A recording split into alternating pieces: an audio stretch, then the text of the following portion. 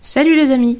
Alors nous voici aujourd'hui, comme je vous l'avais dit la dernière fois, pour parler du dernier Stephen King, enfin dernier à la date où j'enregistre, donc certainement pas à la date où je posterai, donc un recueil de nouvelles qui s'appelle Si ça saigne. Alors vu que j'avais trouvé que c'était un peu le bordel quand j'avais parlé des nouvelles de The Witcher, je me suis dit ce serait peut-être mieux de faire mon petit questionnaire sur chaque nouvelle indépendamment, donc de faire des vidéos différentes pour chaque nouvelle. En plus là c'est des grosses nouvelles ou des romans courts, donc ça va pas être trop difficile je pense de trouver des trucs à dire sur chaque indépendamment. Du coup je vous propose de faire 4 vidéos plus courtes sur chaque nouvelle séparément et de les sortir plus vite. Du coup on va parler aujourd'hui de la première nouvelle, donc du recueil Si ça saigne, qui s'appelle Le téléphone de Monsieur Harrigan, ou de Mr. Harrigan si vous préférez. Alors, ça parle d'un enfant qui va lire chez un vieux monsieur qui est un ancien riche, enfin il est toujours riche, hein, mais un ancien mec qui faisait des affaires, etc., et qui avait des entreprises et qui était blindé de thunes. On sait pas trop ce qu'il est venu foutre dans la campagne. L'enfant lit pour lui, se rapproche de lui, etc. À un moment, en fait, le vieux lui offre tout le temps des tickets de loterie à son anniversaire, aux fêtes, Noël et compagnie. Et à un moment, il gagne de l'argent comme ça. Et donc, avec ce billet gagnant, il décide de lui offrir un iPhone. Le vieux, au début, dit qu'il en veut pas, mais finalement, il l'accepte. Et ensuite, le vieux va mourir. Le gamin va lui remettre son iPhone dans la poche au moment où il se fait enterrer. Et donc, le vieux se fait enterrer avec son iPhone. Et ensuite, quand l'enfant appelle l'iPhone du vieux, ça continue de sonner même des semaines après, alors que la batterie aurait dû être morte. Il va se passer des choses entre guillemets surnaturelles par rapport à ça. L'histoire, on est d'un point de vue omniscient entre guillemets, mais on suit cet enfant qui va grandir au fur et à mesure de sa vie et il va se repasser des choses par rapport à ce téléphone et aux souvenirs de ce vieux, etc. À plusieurs étapes, on va dire, de sa vie. Le concept, c'est juste d'imaginer un téléphone entre guillemets qui permet de contacter les fantômes. C'est vraiment pas très original. Après, encore une fois, Stephen King il fait souvent des choses qui sont pas très originales dans le concept, mais comme il les écrit bien, ça passe. Là, c'est pas mal le cas. Après, pour moi, cette nouvelle, elle casse pas des briques, mais elle est quand même sympa. Et déroulement de l'intrigue, comme je vous disais, on commence avec un enfant jeune et sa vie va avancer au fur et à mesure de la nouvelle, entre guillemets, ou du roman court. On va voir que son rapport avec cette surnaturellerie de téléphone qui continue à sonner, etc., il va avoir un rapport un peu malsain avec ça. Donc la question c'est où est-ce que ça va le mener, qu'est-ce que ça va faire, etc. Donc la fin j'y reviendrai, dans pas si longtemps, parce qu'on va faire une version un peu courte du coup. Donc personnage, on a donc le héros dont je me rappelle déjà plus le prénom, qui est un enfant relativement classique, gentil, bien élevé, sage, etc. Enfin franchement, c'est pas un mec parfait, mais c'est quand même un héros sans rien de particulier. Le vieux qui est beaucoup plus original parce qu'on sent que c'était un mec impitoyable dans les affaires, etc. quand il était jeune. Et là, il est gentil avec ce gamin. Mais le gamin dit qu'il n'a pas l'impression qu'il s'aime, entre guillemets, qu'il a plus l'impression que ça lui fait du bien qu'il soit là et qu'il y a une sorte de respect mutuel entre eux. Mais qu'il se dit justement que si c'était son ennemi, ça lui ferait peur. Et beaucoup de gens ont ce genre de discours, il en parle aussi à la femme de ménage, etc. Je me souviens plus trop qui d'autre, mais plusieurs personnes lui font la remarque que ce mec là, il a peut-être l'air d'un petit grand-père inoffensif qui demande qu'on lui fasse de la lecture, mais ça se voit de temps en temps qu'il était impitoyable avant, et c'est lui en gros le personnage intéressant du livre, c'est ce fameux Monsieur Harrigan, parce qu'il est un petit peu ambigu, un petit peu mystérieux, et y compris après qu'il soit mort. Apparence, j'ai vraiment aucun souvenir particulier par rapport à ça. Le vieux, on nous le décrit un peu, mais le gamin, je m'en souviens pas plus que ça, et je crois pas que ça ait vraiment de l'importance. Personnalité, donc je vous disais, le héros est très classique, le vieux est quand même un peu plus intéressant. Et évolution, le gamin, forcément, comme je vous disais, on le croise quand il a 8-9 ans, ensuite il est à l'adolescence, et puis après à l'université, etc. Donc oui, il évolue maintenant. Il fait pas grand chose de spécial. Son évolution, c'est vraiment par rapport à cet élément surnaturel dans sa vie, donc ce téléphone qui continue à marcher et qui a des conséquences quand on l'appelle. L'univers et les créatures, c'est notre monde, mais en partant du principe qu'il y a des fantômes et que les iPhones première génération, vu qu'ils étaient pleins de bugs, peuvent se connecter aux fantômes. Logique et cohésion, il n'y a pas vraiment de problème, parce que c'est pas quelque chose qui essaye d'être vraiment logique, à part dans la psychologie, on va dire. C'est souvent le cas dans les nouvelles ou les romans de Stephen King. Mystère et découverte, on va vraiment juste se demander comment ça fonctionne, qu'est-ce que c'est et jusqu'où ça va aller. Et je peux tout de suite vous dire qu'il va pas y avoir grand chose d'exceptionnel à ce niveau, c'est pour ça que pour moi sur cette nouvelle on est sur quelque chose d'assez moyen. L'écriture, elle est toujours sympa, après j'ai rien trouvé d'exceptionnel non plus. Toujours le truc classique de nous décrire une famille, un peu son rapport avec le voisinage, l'école, les amis à l'école. Encore une histoire avec un espèce de bully qui pourrit la vie du héros à un moment sans aucune raison valable. Genre il arrive dans une nouvelle école et le gars se dit tiens, je vais le martyriser. Donc c'est quelque chose qui revient aussi extrêmement souvent dans les Stephen King. Le gars n'a rien de spécial, il est beaucoup moins marquant je trouve que Henry Bauer ou autre qu'on a déjà bien connu. Donc rien de spécial à signaler. Après, il est peut-être aussi moins con que certains. Ou que le gars, je me rappelle plus son nom, mais le gars qui était dans Christine, justement, qui était plus marquant aussi, je trouve. Mais voilà, quelque chose qui revient tout le temps et qui revient aussi ici, maintenant, c'est qu'une anecdote parmi d'autres. Je trouve justement que cette nouvelle fait vraiment quasiment que des choses qui ont déjà été faites chez Stephen King lui-même. Et c'est pour ça que je n'ai pas plus accroché que ça.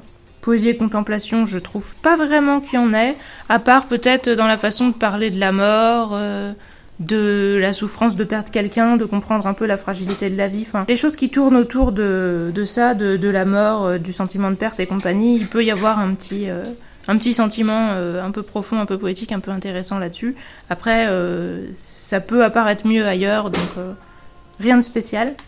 Suspense et action, je dirais vraiment qu'il y en a pas. On est dans une nouvelle assez lente où c'est pas qu'il se passe pas grand chose, mais c'est que on vit jamais vraiment de scènes d'action, à part peut-être comme je vous disais un moment où il se bat avec le fameux bully. Les dialogues, ceux qu'il a avec le vieux sont assez sympas. Globalement, encore une fois, j'ai l'habitude de mieux chez Stephen King et du coup rien de spécial. Crédibilité et réalisme. Franchement, est-ce que vous trouvez que c'est crédible ou réaliste qu'un iPhone première génération permettent de contacter les fantômes? Moi, pas plus que ça. Après, c'est une idée qui est sympathique en soi. Pour moi, ça, c'est une catégorie qui a pas trop lieu d'être. Ah ouais, je dis ça, j'ai oublié que c'était à propos des dialogues. Du coup, à propos des dialogues, oui, je trouve que le vieux, on sent bien qu'il est vieux, le jeune, on sent bien qu'il est jeune, mais Stephen King, il a toujours bien géré les dialogues, donc ça me marque beaucoup moins que dans d'autres romans, mais c'est toujours bien. Et originalité côté marquant, absolument pas. Du coup, en note globale, cette nouvelle, je lui mettrais 6. Et comme je vous dis, je trouve que c'est quelque chose de déjà vu. C'est juste que ça passe à travers un iPhone plutôt que de passer à travers je ne sais plus quoi d'autre. Mais je pense qu'il y en a déjà beaucoup de nouvelles ou de romans de Stephen King ou d'autres gens qui parlent de contacter les fantômes via un moyen ou un autre. Le fait que ça soit via un iPhone première génération... Si vous êtes fan des iPhones, peut-être, allez-y, ça vous rappellera le bon vieux temps. Moi, j'avais pas d'iPhone à cette époque. Ça m'a pas évoqué de nostalgie ou quoi que ce soit. Rien de spécial, pour moi, c'est une nouvelle assez quelconque. Donc je vous la conseille pas plus que ça, mais si vous avez rien à faire, lisez-la, elle est pas mauvaise. Sur ce, on va spoiler.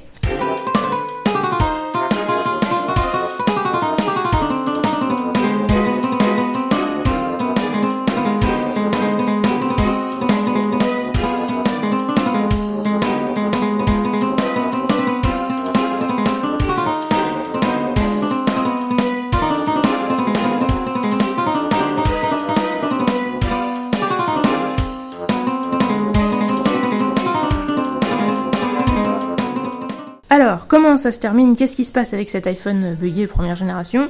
Eh bien, quand il contacte le vieux, il lui raconte un peu ce qui se passe dans sa vie. Donc la première fois, justement, il lui parle du gars, du bully qui le fait chier. Et qu'est-ce qui se passe? C'est qu'une fois qu'il en a informé le vieux dans sa tombe, en lui laissant un message sur son répondeur, le gars en question crève... pendu, le lendemain je crois, ou la nuit même, quelque chose comme ça, et on dit qu'on l'a retrouvé avec les cheveux tout blancs, etc. Donc encore une fois un élément classique qui revient beaucoup dans les Stephen King, quand des gens ont été traumatisés, ça arrive assez souvent que leurs cheveux blanchissent.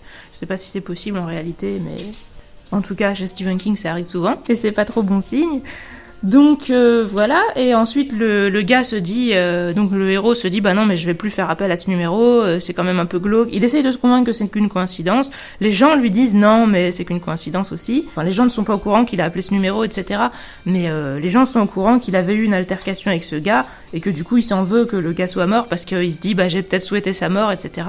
Et les gens lui font mais non, mais les ados croient souvent que le monde tourne autour d'eux. D'ailleurs ça j'ai trouvé assez intelligent comme remarque. C'était une prof de bio, je crois, qui était proche de lui qui lui dit ça, dont il était amoureux, qui lui dit tu sais, les ados ils croient toujours que le monde tourne autour d'eux, ça passe vers la vingtaine. C'est vrai, je suis assez d'accord avec ça. Enfin, moi aussi quand j'étais ado, par pas mal d'aspects, je remarque après coup que je me comportais pas mal comme si le monde tournait autour de moi, sans forcément emmerder les autres pour autant, mais pareil, quand il se passait quelque chose, je me disais, est-ce que c'est moi qui a fait ça, est-ce que c'est un rapport avec moi, est-ce que c'est de ma faute, pour un oui ou pour un non, alors que non, il se passe beaucoup d'autres choses dans le monde. C'est vrai que vers la vingtaine, ce truc a commencé à partir. Le gars voulait donc ne plus appeler ce numéro, penser à autre chose. Il avait rangé son vieil iPhone, il s'en était acheté un nouveau, etc., qui buguait plus. Mais quand il a eu justement la vingtaine ou 18 ans, je sais plus, enfin en tout cas à son entrée à l'université, sa fameuse prof de bio qui était super cool et dont il était amoureux quand il était jeune, etc., meurt dans un accident de voiture, je crois avec son mec ou un truc comme ça, est tué par un gars qui est riche et qui du coup va payer pour ne rien avoir. Il va avoir que du sursis et... il est supposé faire une cure de, je sais pas, désintox ou quoi, parce que je sais plus s'il était drogué ou alcoolisé ou quoi, mais on sait très bien qu'en fait il va être dans un truc où ça va être plus des vacances qu'autre chose, qu'il aura rien, qu'il va recommencer, parce que c'était pas sa première fois où il tuait des gens en voiture et compagnie. Donc il a un peu la haine, notre héros, et donc il va retrouver son vieil iPhone, le rebrancher et dire ça au vieux. Et ce que j'avais oublié de vous dire, c'est que le vieux, la première fois qu'il lui a envoyé un message sur son répondeur, il a envoyé un texto où c'était écrit CCX, je crois, un truc comme ça. Bon, je suis pas sûre pour CCX, hein. Mais en gros, il avait envoyé A et puis les initiales du gamin, je crois. Et donc il savait pas trop ce que ça voulait dire. Ça faisait un peu cri ou gémissement ou quoi, et ça faisait un peu flipper, mais c'est tout. Et donc là, quand il lui renvoie ce message, le gars meurt, encore une fois, instant. Celui-là, il s'est suicidé en avalant du shampoing et un savon. Assez hardcore comme manière de se suicider. Le texto que le héros reçoit dit un truc du genre ST ou je sais pas quoi, enfin... Lui, il comprend que ça veut dire stop, quoi, donc arrête de m'appeler. Du coup, il se dit, cette fois, il faut que je me débarrasse de cet iPhone pour plus être tenté de recommencer, parce que c'est malsain, et si ça se trouve, le fantôme, il voudrait trouver la paix, et c'est moi qui l'en empêche, peut-être que c'est moi qui le retiens dans ce monde, etc. Et du coup, il va balancer son ancien iPhone dans l'eau. D'ailleurs, n'importe quoi, de balancer des iPhones dans l'eau, franchement... Faites le tri sélectif, mettez les choses dans la bonne poubelle, enfin franchement, n'importe quoi. Stephen King, franchement, niveau écologie, je trouve que t'es pas ouf. Il y a ça, et puis dans la dernière nouvelle, je vous en reparlerai, mais le gars, il brûle un truc, il le fout dans un sac plastique, et il va jeter ça dans la rivière, pareil. Mais arrêtez de faire ça, putain, ne jetez pas vos ordures dans les rivières. Après, vous allez vous plaindre quand elles seront redéposées sur le sol en tas, et qu'il y en aura des centaines, parce qu'il y a évidemment plein de gens qui font comme vous. Merde. Donc arrêtez ça, putain. Moi avec la Marne, je vois le truc, à chaque fois qu'il y a des crues, des machins, il y a des tonnes de sacs plastiques qui sont déposés au bord, c'est dégueulasse. Arrêtez de lancer des trucs dans l'eau, quoi. Les rivières, c'est pas des poubelles, merde. Donc l'iPhone dans l'eau, et il se demande s'il va jeter son nouvel iPhone aussi, et il le fait pas parce qu'il se dit qu'il est devenu entre guillemets dépendant de ce truc-là, et depuis le début le vieux lui avait dit ouais tu sais on pense que ces objets nous servent, mais en fait c'est eux qui se servent de nous, etc. Et donc il y a une espèce de petite morale par rapport à ça. Enfin, c'est là qu'on se dit qu'il est quand même un peu vieux, Stephen King, parce que chaque époque a eu ses trucs. Tu pouvais dire ça avant avec la voiture, même les hommes préhistoriques pouvaient dire ça avec le feu ou avec les lances, j'en sais rien. Enfin, à chaque époque, on trouve des nouveaux outils, ça nous aide, et du coup on serait démunis si on les avait plus. C'est la vie qui est comme ça, c'est justement parce qu'on est une espèce qui invente tout le temps des trucs et qui évolue beaucoup qu'il y a sans arrêt des nouveaux outils, et on s'adapte à eux. Et après, effectivement, si on les repère, il faut se réadapter, et donc c'est pas facile, mais